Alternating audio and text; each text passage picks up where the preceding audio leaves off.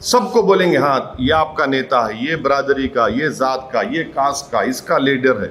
मगर जहाँ मुसलमानों की बात आती है हमारे को बोलते हैं कि भाई साहब आपका काम ये है कि जनसभा से पहले आप चद्दर बिछाना, कुर्सियाँ बिछाना, और जब हम आएंगे नारे लगाना, कूद कूद के नारे लगाना, और जब हम डाइस पे आ जाएंगे तो एक फूल का माला पिनाना, हम तुम्हारे साथ एक गले में ठहर के फोटो ले लेंगे, उसके बाद तुम घर को जाके सो जाना। हम ये बोल रहे हैं कि अब कुछ नहीं होगा, हम कुर्सी पे बैठेंगे, अपने मुकद्दर के फैसले हम करेंगे। अगर भारत में हर कम्युनिटी, हर कास्ट को अपनी लीडरशिप बनाने का इख्तियार है तो भारत के बिगेस्ट माइनॉरिटी का ये हक पहुंचता, बल्कि उनको बनाना चाहिए अपनी पॉलिटिकल लीडरशिप। सवाल असदुद्दीन ओवैसी का नहीं है, सवाल देश के सबसे बड़ी माइनॉरिटी का है कि आप उनको कैसे बैकवर्ड रख रहे, हर एतबार से बैकवर्ड रख रहे और उनसे इंसाफ नहीं कर रहे। और भारत की जो जमहूरियत है उसकी तल हकीकत है, ये है, रियलिटी है कि जिस समाज और कास्ट के पास उसकी लीडरशिप है, पॉलिटिकल लीडरशिप, उसकी आवाज़ को सुना जाता। तो ये एक चर्निंग है, ये एक डेवलपमेंट है भारत की सबसे बड़ी माइनॉरिटी में, वो उसको रिफ्लेक्ट करता है, ये सब चीज़ों का आगे जो हम बढ़ रहे हैं।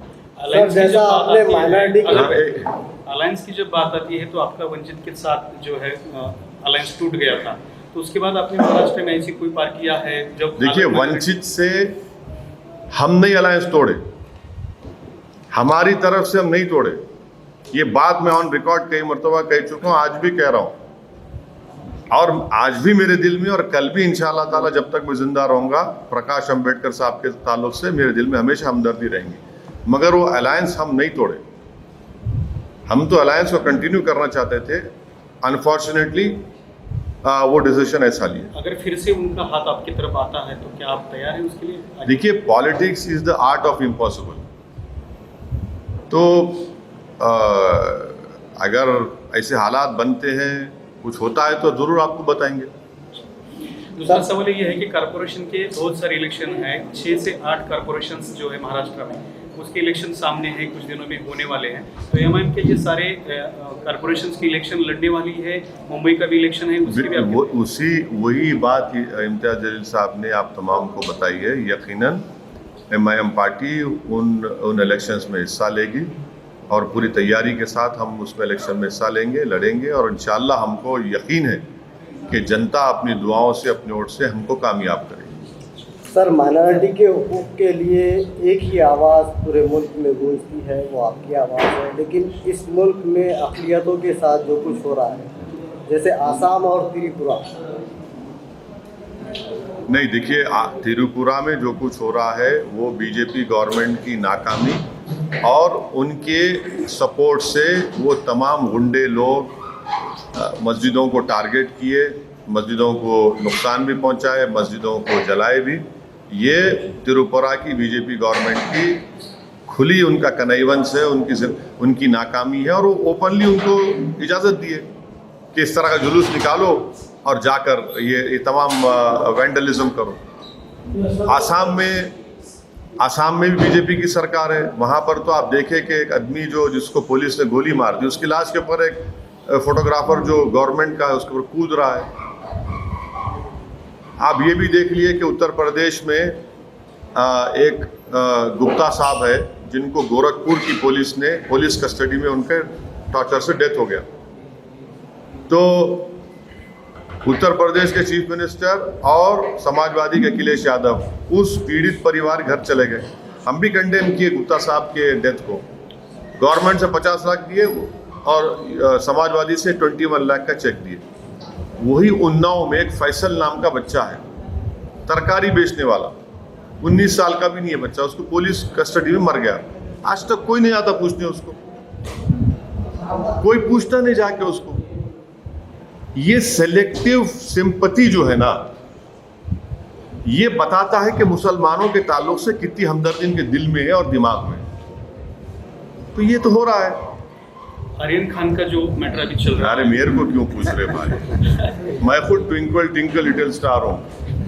हम क्या कम है क्या? ये हमारे साहब मुफ्ती साहब हमारे बिगेस्ट स्टार है, फारूक शाह सुपर स्टार है, इम्तियाज जलील मेगा स्टार है। ये हमको कहाँ लेके आ रहे हैं इन चीज़ों में? सर बांग्लादेश ने भी क्या होगा उससे क्या करने का। सर, देखिए जिस तरह से सेंट्रल की टीमें महाराष्ट्र में कारकर्दगी कर रही है, जैसा अरे मेरी एक बात सुनिए, ख्वाजा यूनुस की लाश अब तक नहीं मिली। कौन रोएगा ख्वाजा यूनुस के लिए?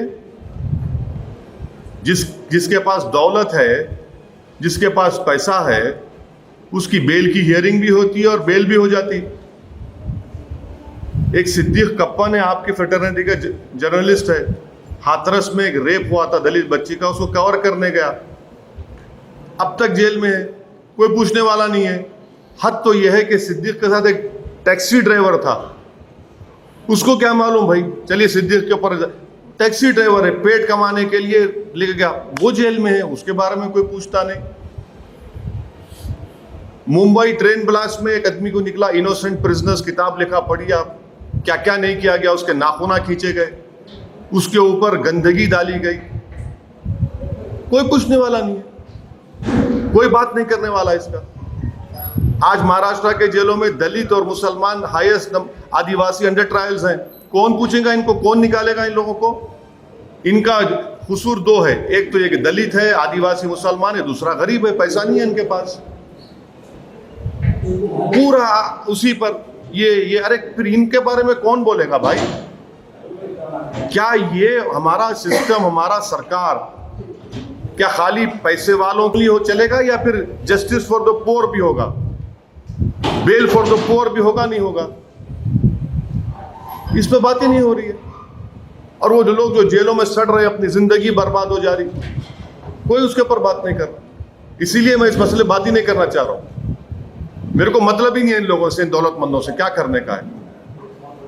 सवाल इसलिए पूछा जा रहा है कि जो ऑफिसर है समीर वानखेड़े, उसके जात को लेकर बड़ा मसला बना है। इसीलिए हम बोल रहे एनपीआर एनआरसी नहीं करना। तुम समझ में अब आ रहा है इन लोगों के, हम पहले ही बोले थे पार्लियामेंट में, कागज किसके लिए भी नहीं है, इसीलिए हम बोल रहे एनपीआर एनआरसी मत करो। देख लिए ना, अगर कोई एनपीआर एनआरसी होगा, बर्थ सर्टिफिकेट लेके आओ, निकाहनामा, अब तो निकाहनामा भी निकल रहा। इसीलिए हम बोले एनपीआर एनआरसी नहीं करना इस देश में। अब उन्होंने क्या करे नहीं करे, मेरे को उससे क्या मतलब है। आपको मालूम है एक बच्चा समीर भी है जो जेल में है अभी तक, उसकी माँ को जाके क्या बोलेंगे, कि क्या जवाब देंगे, बोलो आप को क्या होगा उन लोगों का। जो मालेगांव में मुफ्ती साहब से पूछिए, जो बच्चे जो मालेगांव में पाँच साल जेल में थे, उन्होंने मीडिया का नाम अगर आप बोले तो उनको ऐसा, उनके रोंगटे खड़े हो जाते, क्या होने वाला है, बोले इतना डर उनको पैदा हो गया। कोई पूछने वाला नहीं है।